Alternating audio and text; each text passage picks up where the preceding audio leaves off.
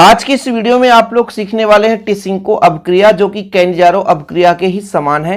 Cannizzaro अपक्रिया क्षारीय माध्यम में संपन्न होता है, जबकि यहां पर क्षारीय माध्यम के स्थान पर एल्यूमिनियम इथाक्साइड लिया जाता है। ध्यान रहे, जो हमारा कैनिजारो अपक्रिया है उसमें अल्फा हाइड्रोजन परमाणु नहीं होते थे, लेकिन यह जो टिसिंको अपक्रिया है अल्फा हाइड्रोजन विहीन और अल्फा हाइड्रोजन युक्त एल्डिहाइडों में भी संपन्न हो सकता है। कैनिजारो अपक्रिया ऐसी एल्डिहाइड अणु के साथ संपन्न होती है जिसमें अल्फा हाइड्रोजन ना हो, लेकिन टिसिंको अपक्रिया जिसमें अल्फा हाइड्रोजन होगा उसमें भी संपन्न हो सकता है, जिसमें अल्फा हाइड्रोजन ना होगा उसमें भी संपन्न हो सकता है। ध्यान रखिएगा, कैनिजारो अपक्रिया में आपका एल्कोहल और एक भाग अम्ल बनता है, जबकि यहाँ पे एल्कोहल और अम्ल संयुक्त होकर के एस्टर बना लेते हैं। हम बात करते हैं किसी भी एल्डिहाइड यौगिक की, जैसे यहाँ पर बच्चों हम फार्मेल्डिहाइड ले लेते हैं।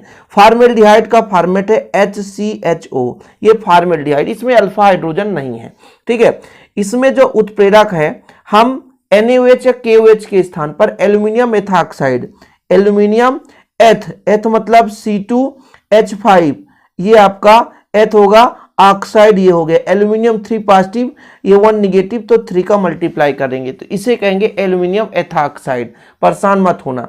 देखिए, एक सिंगल कार्बन का यदि मैं आपसे कहूं कि एल्कोहल बनेगा तो CH3OH ही बनता है, और साथ में बच्चों एक भाग अम्ल भी बनता है, इसलिए एक और कार्बन की आवश्यकता होगी, इसलिए 2 का मल्टीप्लाई कर दिया। तो अब अम्ल का फॉर्मेट क्या है, COOH होना चाहिए, और एक ही कार्बन का अम्ल ये बन गया, एक ही कार्बन का एल्कोहल ये बन गया।